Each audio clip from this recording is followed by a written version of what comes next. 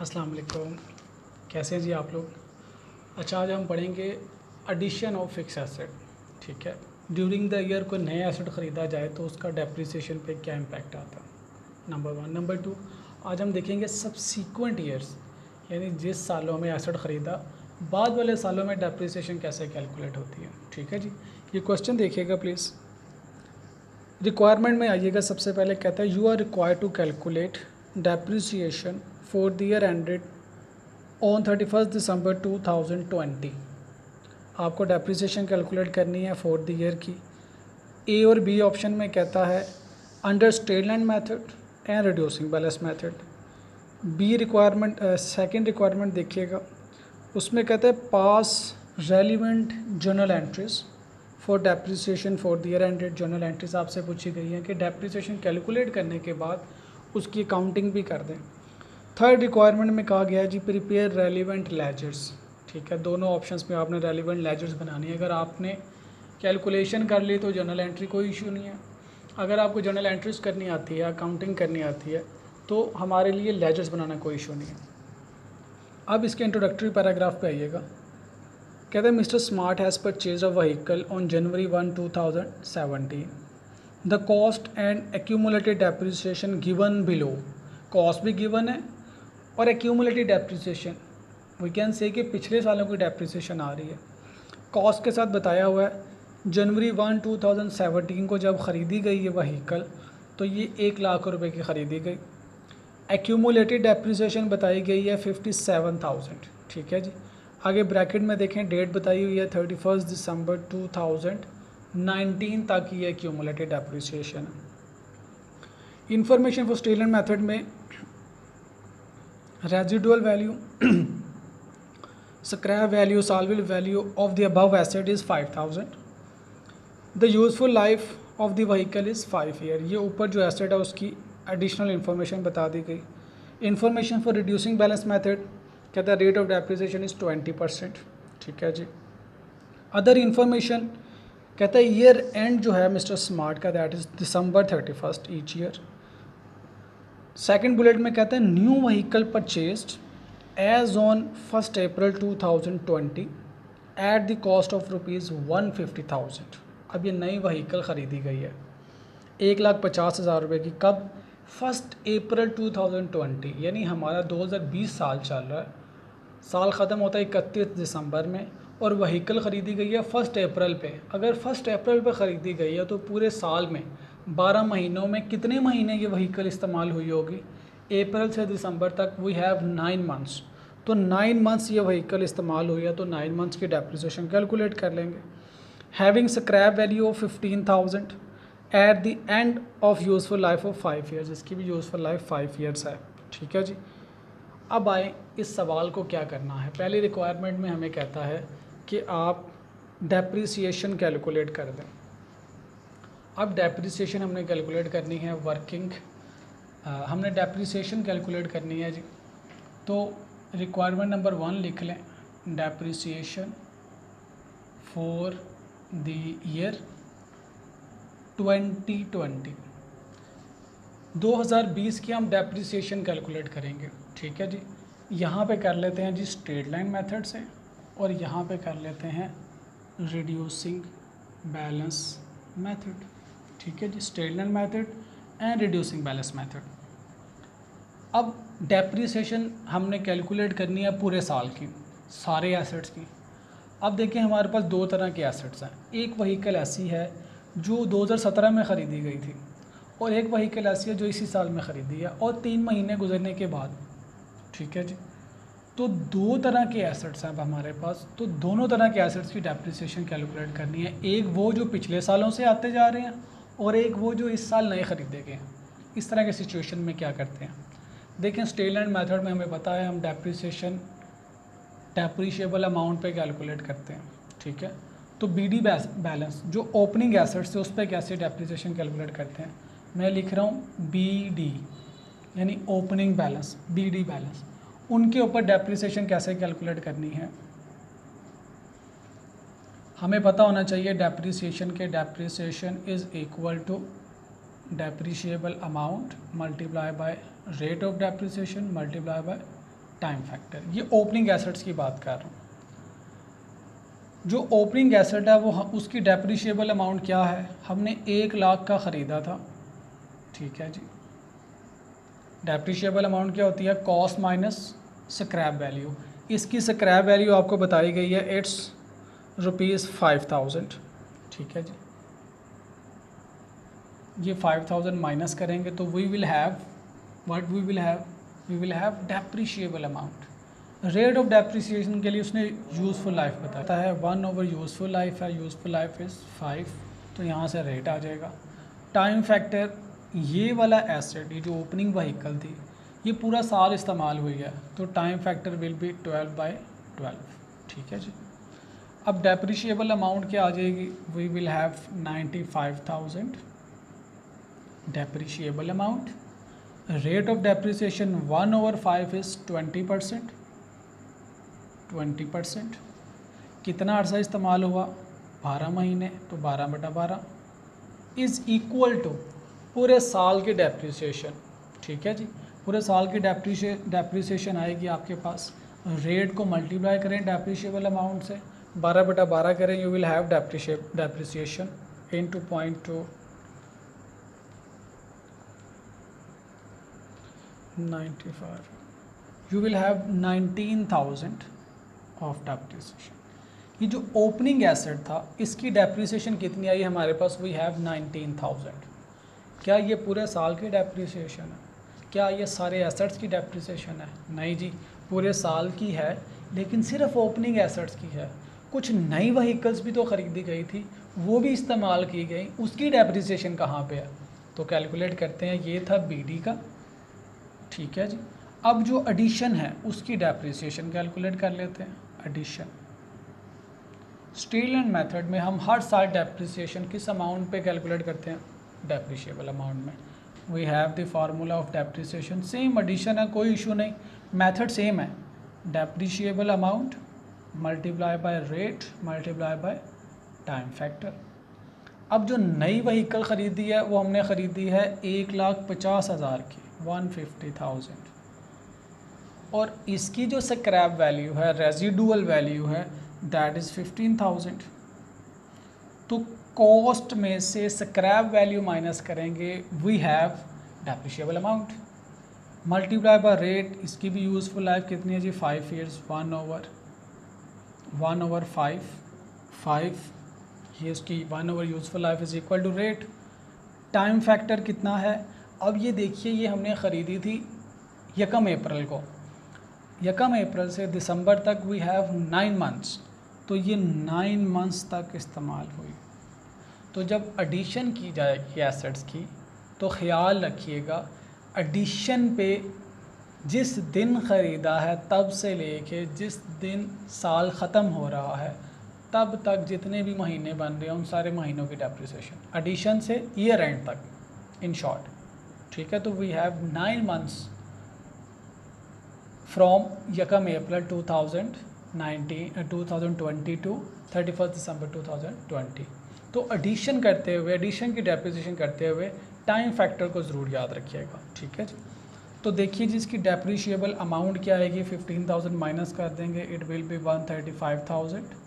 Rate is 20%, 1/5 is equal to 0.2 percentage में, तो 100 से मल्टीप्लाई कर लें, इंटू 9/12।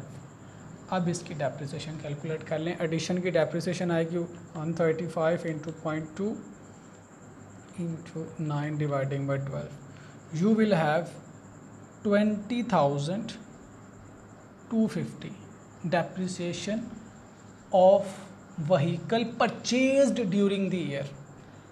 अब ये देखिएगा, ओपनिंग एसेट्स की डेप्रिसिएशन भी आ गई, जो नया एसेट परचेज़ किया उसकी डेप्रिसिएशन भी आ गई। तो ये तमाम एसेट्स की ड्यूरिंग द ईयर डेप्रिसिएशन है, इन दोनों को ऐड करेंगे, you will have total depreciation for the year. यही हमारी रिक्वायरमेंट थी, इनको ऐड कर लें, इट विल बी 39,250। इसको मैं कह सकता हूँ this is my depreciation for the year 2020। 2020 में पूरे साल की डेप्रिसिएशन कितनी है? 39,250। एसेट्स कितने हैं? 2 व्हीकल्स हैं, एक वो जो पिछले साल में ख़रीदी थी और पूरा साल इस्तेमाल हुई तो पूरे साल की डेप्रिसिएशन, एक हमने नई ख़रीदी वो 9 मंथ्स तक इस्तेमाल हुई तो उसकी डेप्रिसिएशन। फार्मूले में कोई चेंज नहीं है, मेथड में कोई चेंज नहीं है, ठीक है, सिर्फ टाइम फैक्टर का चेंज आया। जब एडिशन की जाए तो टाइम फैक्टर में चेंज आ जाता है। अब हमने पहली रिक्वायरमेंट में स्टेल एंड मेथड से डेप्रिसिएशन कैलकुलेट कर ली। दूसरी रिक्वायरमेंट थी इसकी अकाउंटिंग कर दें, इसकी जर्नल एंट्री कर दें। तो जर्नल एंट्री क्या होती है जी? जर्नल एंट्री हम करेंगे इसकी depreciation expense debit, accumulated depreciation credit. अगर आपको मेथड ऑफ अकाउंटिंग ना बताया जाए कि कॉस्ट मेथड है या नेट बुक वैल्यू मेथड है, अगर आपको मेथड ऑफ अकाउंटिंग नहीं बताया हुआ तो हमने कॉस्ट मेथड पे ही अकाउंटिंग करनी है। That is more reliable, more informative, more understandable और मोर रिकमेंडेड। डेप्रिसिएशन एक्सपेंस 39,250 और एक्यूमुलेटेड डेप्रिसिएशन में क्रेडिट कर देंगे 39,250। दिस इज़ द अकाउंटिंग और journal entry of the depreciation. अगर आप डेप्रिसिएशन ठीक कैलकुलेट कर ले, जर्नल एंट्री में भी कोई चेंज नहीं है, कैलकुलेशन आपने ठीक करनी है। जर्नल एंट्री तो वही है जो हम करते हैं, depreciation expense debit, accumulated depreciation credit, ठीक है जी। अब यही काम करते हैं रिड्यूसिंग बैलेंस मेथड के लिए। अब रिड्यूसिंग बैलेंस मेथड जो ओपनिंग एसेट्स हैं उन पे कैसे डेप्रिसिएशन कैलकुलेट करेंगे, ठीक है जी। बीडी एसेट्स पे डेप्रिसिएशन इज़ इक्वल टू किसके बराबर है जी? नेट बुक वैल्यू, जो एसेट्स की नेट बुक वैल्यू है, multiply by rate multiply by time factor. अब नेट बुक वैल्यू कैसे पता चलेगी? देखिए, हमें एसेट की कॉस्ट भी गिवन है और पिछले तमाम सालों की एक्यूमुलेटेड डेप्रिसिएशन भी गिवन है। कॉस्ट देखिएगा एसेट की कितनी है, जो ओपनिंग एसेट है उसकी 1,00,000 रुपया कॉस्ट है, ठीक है जी। और पिछले तमाम सालों की एक्यूमुलेटेड डेप्रिसिएशन बताई गई है 57,000। पिछले तमाम सालों की एक्यूमुलेटेड डेप्रिसिएशन 57,000, यानी ओपनिंग डेट पे कॉस्ट तो वही रहती है, कॉस्ट ने तो चेंज नहीं होना।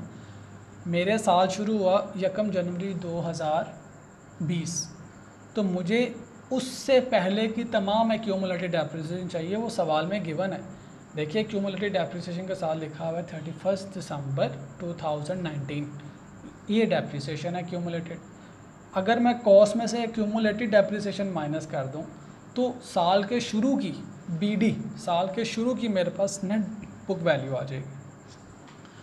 रेट बताया गया है उसका रिड्यूसिंग बैलेंस मेथड का 20%। टाइम फैक्टर, ये वाले एसेट पूरा साल इस्तेमाल हुए हैं तो 12/12। तो इसमें से इसको माइनस करें, you will have 43,000 of net book value. ये आ गई मेरे पास नेट बुक वैल्यू, किस डेट पे? साल के शुरू की। इस पे रेट मुझे अप्लाई करना है, क्वेश्चन में गिवन है 20%। कितना अर्सा ये इस साल में 2020 में कितना अर्सा ये एसेट इस्तेमाल हुए, जो साल के शुरू में व्हीकल थी, ये पूरा साल इस्तेमाल हुए हैं, तो मैंने 12/12 कर दिया। अब इसकी डेप्रिसिएशन कैलकुलेट कर लें। इट्स 8600। ये डेप्रिसिएशन किसकी कैलकुलेट की मैंने? ओपनिंग एसेट्स की, ठीक है जी। अब एक एडिशन हुई है, उसकी भी डेप्रिसिएशन कैलकुलेट कर लें। लिख दें जी एडिशन। रिड्यूसिंग बैलेंस मेथड में जब एडिशन की डेप्रिसिएशन कैलकुलेट की जाती है तो ये इन नए एसेट्स का पहला साल है। हमें पता है रिड्यूसिंग बैलेंस मेथड में फर्स्ट ईयर में डेप्रिसिएशन का फार्मूला क्या है? Depreciation is equal to cost multiply by rate multiply by time factor. इस एसेट को जो हमने ख़रीदा है इसकी कॉस्ट क्या है? इट्स 150,000। इसका रेट सवाल में गिवन है जी 20%। कितना अर्सा इस साल में ये एसेट इस्तेमाल हुआ? ये जी 9 मंथ्स इस्तेमाल हुआ है, 9/12। तो अब इसकी डेप्रिसिएशन कैलकुलेट कर लें। You will have depreciation of 22,500 ठीक है जी। ये आ गई मेरे पास एडिशन की डेप्रिसिएशन। अब इन दोनों को टोटल कर लें, you will have total depreciation for the year, it will B 31,100। ये क्या है आपके पास, डेप्रिसिएशन फॉर द ईयर, कौन से साल की, 2020 की। ठीक है जी, पूरे साल की डेप्रिसिएशन। अगर कैलकुलेशन ठीक है तो जर्नल एंट्री तो बिल्कुल सेम है, जर्नल एंट्री में कोई फ़र्क नहीं है। Depreciation expense debit, accumulated depreciation credit, कितनी अमाउंट से, 31,100, 31,100। ठीक है जी।